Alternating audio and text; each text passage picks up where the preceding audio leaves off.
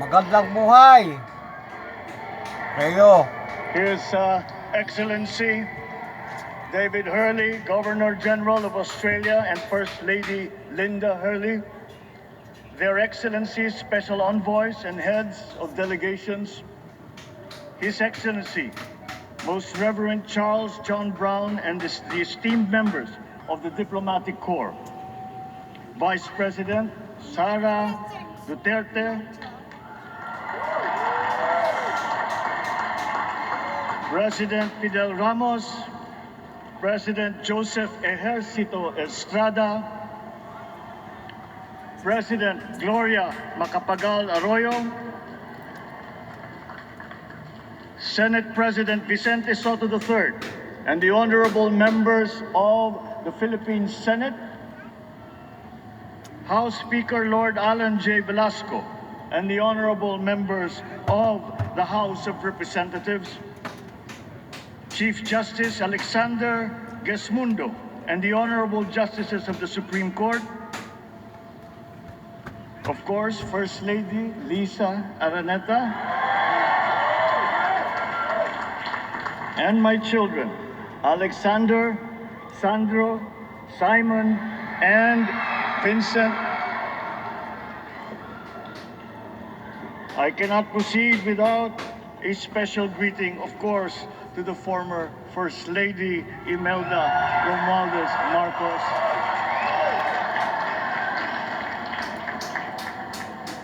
other distinguished guests, ladies and gentlemen, my friends, ang aking minamahal na mga kababayan,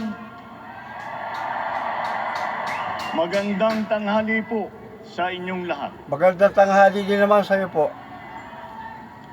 This is a historic moment for us all. I feel it deep within me. You, the people, have spoken, and it is resounding. When my call for unity started to resonate with you, it did so because it echoed your yearnings, mirrored your sentiments, and expressed your hopes for family, for country, and for a better future. That is why it reverberated and amplified as it did, to deliver the biggest electoral mandate in the history of Philippine democracy. Yeah, thank you. By your vote, you rejected the politics of division. I offended none of my rivals in this campaign. I listened instead to what they were saying. And I saw little incompatibility with my own ideas about jobs, fair wages, personal safety, and national strength, and ending want in a land of plenty.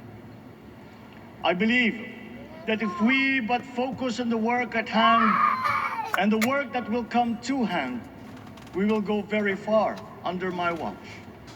You believe that too. At pinakinggan ko ang tinig ninyo na ang sinisigaw ay pagkakaisa, pagkakaisa, pagkakaisa. We will go farther together than against each other, pushing forward, not pulling each other back, out of fear, out of a misplaced sense of weakness. But we are the furthest from weak. The Filipino diaspora flourishes even in the most inhospitable climes, where they are valued for their quality. The changes we seek will benefit all and will shortchange no one. I was not the instrument of change. You were that. You made it happen. I am now. You picked me to be your servant, to enable changes to benefit all. I fully understand the gravity of the responsibility that you put on my shoulders. I do not take it lightly, but I am ready for the task. I will need your help. I want to rely on it. But rest assured, I do not predicate success on the wide cooperation that's needed. I will get it done. I once knew a man who saw what little had been achieved since independence, in a land of people with the greatest potential for achievement, and yet they were poor. But he got it done, sometimes with the needed support, sometimes without. So will it be with his son. You will get no excuses from me. Kayo. I am here not to talk about the past. I am here to tell you about our future. A future of sufficiency, even plenty, of readily available ways and means to get done what needs doing. By you, by me. We do not look back, but ahead. Up the road that we must take to a place better than the one we lost in the pandemic. Gains made and lost, opportunities missed, well-laid plans superseded by the pandemic. Indeed, ours was the fastest growing economy in ASEAN by ways now outdated. We shall be again by a radical change in the way the world must now work to recover what we have lost in that fire and move on from there. We face prospects of the spread of the war abroad, of which we are totally blameless. We seek friendship with all. But countries like ours will bear the brunt of it. And if the great powers draw the wrong lessons from the ongoing tragedy in Ukraine, the same dark prospect of conflict will spread to our part of the world. Yet, there is more out there. Like going forward by new ways of doing that the pandemic forces us to adopt. A stronger resilience, quicker adaptability. They are our best prevention. They are our best protection. Quiet reflection in a rough and tumble campaign of a breadth and intensity never experienced revealed some of them, such as a willingness to listen despite the noise, the hesitation to quarrel over differences, and to never, ever give up hope of reconciliation. These gave me the peace to ponder deeper. There are hints of a road not taken that could get us out of here quicker, to something better, something less fragile. There is also what you, the people, did to cope. But this time empowered by new techniques and more resources. You got by, getting some of what you needed with a massive government help. And for this, I thank my predecessor for the courage of his hard decisions. But there is a way to put more means and choices in your hands. I trust the Filipino. Imagine how much more you'd achieve if government backstops instead of dictating your decisions. Always there to pick you up when you fall, giving what you need to get past a problem.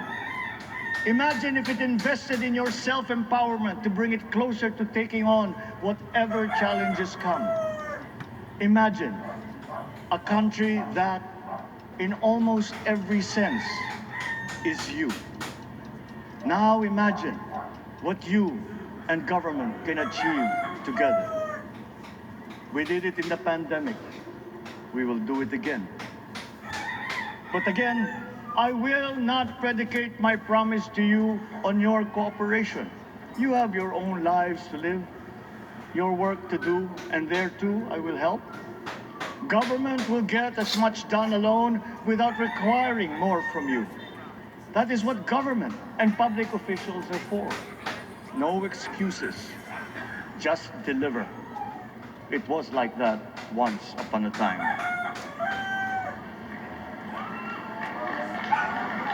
I did not talk much in this campaign. I did not bother to think of rebutting my rivals. Instead, I searched for promising approaches better than the usual solutions. I listened to you. I did not lecture you who has the biggest stake in our success. And the forthcoming State of the Nation will tell you exactly how we shall get this done. In this fresh chapter of our history, I extend my hand to all Filipinos. Come, let us put our shoulders to the wheel and give that wheel a faster turn to repair and to rebuild and to address challenges in new ways, to provide what all Filipinos need, to be all that we can. We are here to repair a house divided, to make it whole, and to stand strong again in the Bayanihan way, expressive of our nature as Filipinos. We shall seek, not scorn, dialogue, listen respectfully to contrary views, be open to suggestions coming from hard thinking and unsparing judgment, but always from us, Filipinos. We can trust no one else when it comes to what is best for us. Past history has often proven that. Solutions from outside divided us. None deepened our understanding. They were always at our expense. Never forget, we are Filipinos. One nation, one republic, indivisible. Yes, thank you. We resisted and never failed to defeat foreign attempts to break up our country in my father's watch. His strongest critics have conceded that. So let us all be part of the solution that we choose. In that lies the power to get it done. Always be open to differing views, but ever united in our chosen goal. Never hesitating to change it, should it prove wanting. That is how agile, resilient republics are made. Our future we decide today. Yesterday cannot make that decision anymore, nor can tomorrow delay it. The sooner we start, the surer and quicker the prospect of achieving our future. These are troubling times. What's happening to others can happen to us, but it will not. We see what's happening. We are witness to how it is being stopped, and we have seen the glory that crowns struggle against all odds. Giving up is not an option. We've been through times of bitter division, but united, we came through to this when it shall begin again, but better. The campaigns I've run have taken me here where I stand today. I listened to you, and this is what I have heard. We all want peace in our land. You and your children want a good chance at a better life in a safer, more prosperous country. All that is within reach of a hard-working, warm, and giving race. Your dreams are mine. Pangarap nyo ay pangarap ko. How can we make them come true? How can we do it together? But I will take it as far as anyone with the same faith and commitment can, as if it depended entirely on himself. Sa pangarap na maging mapayapa ang ating bansa, ang pangarap nyo ay pangarap ko. Sa pangarap na maging maunlad ang ating bansa, ang pangarap nyo ay pangarap ko. At sa pangarap na maging mas masinang ang kinabukasan natin at ng ating mga anak, ang pangarap nyo ay pangarap ko. We are presently drawing up a comprehensive, all-inclusive plan for economic transformation. We will build back better by doing things in the light of the experiences that we have had, both good and bad. It doesn't matter. No looking back in anger or nostalgia. In the road ahead, the immediate months will be rough, but I will walk that road with you. The pandemic ravaged bigger economies than ours. virus is not the only thing to blame. What had been well built was torn down.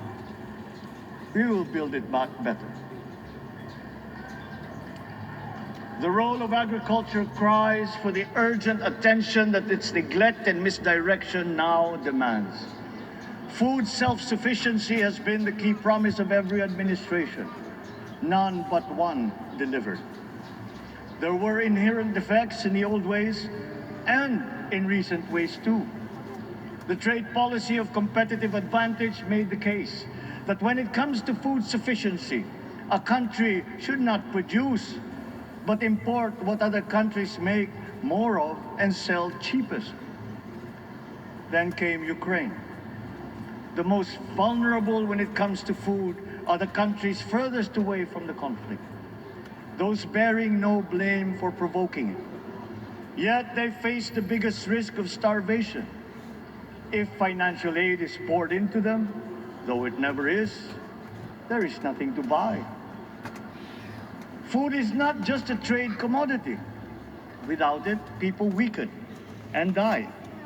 Societies come apart. It is more than a livelihood. It is an existential imperative and a moral one. An agriculture damaged and diminished by unfair competition will have a harder time or will have no prospects at all of recovering. Food sufficiency must get the preferential treatment the richest free trade countries always gave their agricultural sectors. Their policy boils down to don't do as we do. Do what we tell you to. I am giving that policy the most serious thought if it doesn't change or make more allowances for emergencies with long-term effects. There is a parallel problem in our energy supply. Sufficient fossil fuel-free technology for whole economies has yet to be invented. And it is not seriously tried by rich countries. Again, consider the response of the richest countries to the war in Ukraine. But surely, a free world awash with oil can assure supplies. Or we will find a way. We are not far from oil and gas reserves that have already been developed. What we teach in our schools, the materials used must be rethought. I am not talking about history. I am talking about the basics, the sciences, sharpening theoretical aptitude and imparting vocational skills, such as in the German example, alongside the national language with equal emphasis and facility in a global language, which we had and lost. Let us give OFWs all the advantages we can for them to survive and to thrive. Our teachers from elementary up are heroes fighting ignorance with poor paper weapons. We are condemning the future of our race to menial occupations abroad. Then they are exploited by traffickers. Once we had an education system that prepared coming generations for more and better jobs. There is hope for a comeback. Vice President and soon-to-be Secretary of Education, Sara Duterte Carpio, will fit that mission to a T. We won't be caught unprepared, under-equipped, and understaffed to fight the next pandemic. To start with, we never got over the pandemic of poor, if any, free public health. The last major upgrade of a public health system, exemplified by the resources poured into PGH, predates the current shambles by 3 generations. Our nurses are the best in the world. They acquitted themselves with the highest distinction abroad, having suffered even the highest casualties. With the same exemplary dedication at home, they just got by. They are out there because we cannot pay them for the same risk and workload that we have back here. There will be changes starting tomorrow. I am confident because I have an OPLE in my cabinet. There were shortcomings in the COVID response. We will fix them out in the open. No more secrets in public health. Remember, I speak from experience. I was among the first to get COVID. It was not a walk in the park. My father built more and better roads, produced more rice than all administrations before his. President Rodrigo Roa Duterte built more and better than all the administrations succeeding my father's. Much has been built, and so well, that the economic dogma of dispersing industry to develop the least likely places has been upturned. Development was brought to them. Investors are now setting up industries along the promising routes built. And yet, the potential of this country is not exhausted. Following these giant steps, we will continue to build. I will complete on schedule the projects that have been started. I'm not interested in taking credit. I want to build on success that's already happening. We will be presenting the public with a comprehensive infrastructure plan. 6 years could be just about enough time. No part of our country will be neglected. Progress will be made wherever there are Filipinos, so no investment is wasted. The recovery of Philippine tourism, with its emphasis on accessing nature's beauty, I am sure will exceed expectations. And bigger is not always better, but there's something to be said for economies of scale. And yet the country invites investments in fast-rising industries with quick returns and inflicts irreparable damage for future generations. We have yet to see large-scale practical solutions to pollution, though some are beginning to emerge. But there are tried and proven new ways of mitigation. Blades have been turning over the sand dunes of Ilocos Norte, harnessing a power all around, but unseen, long before this day.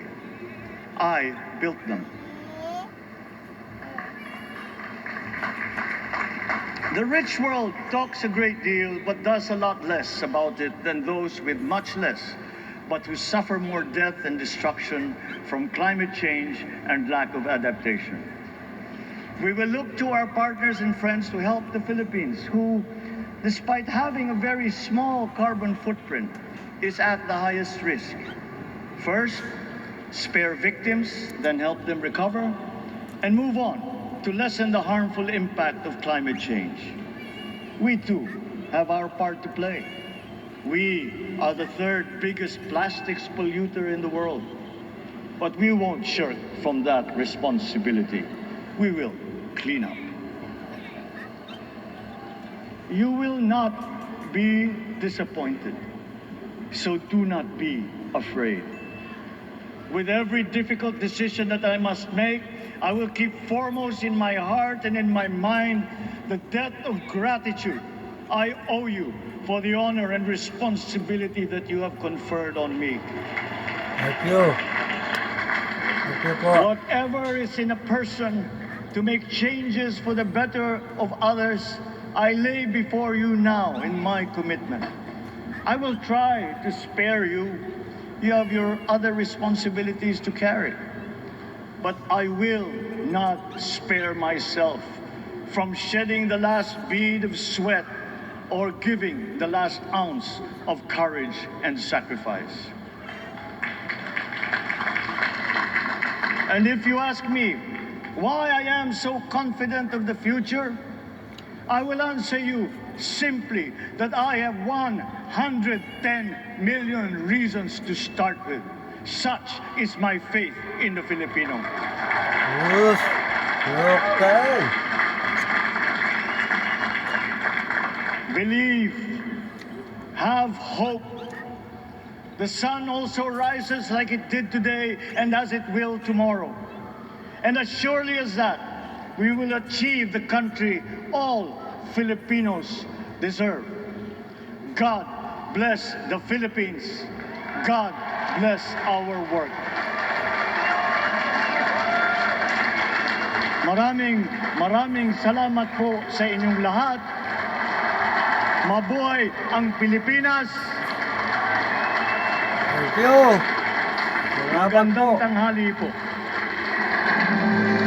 Salamat. Thank you so much again.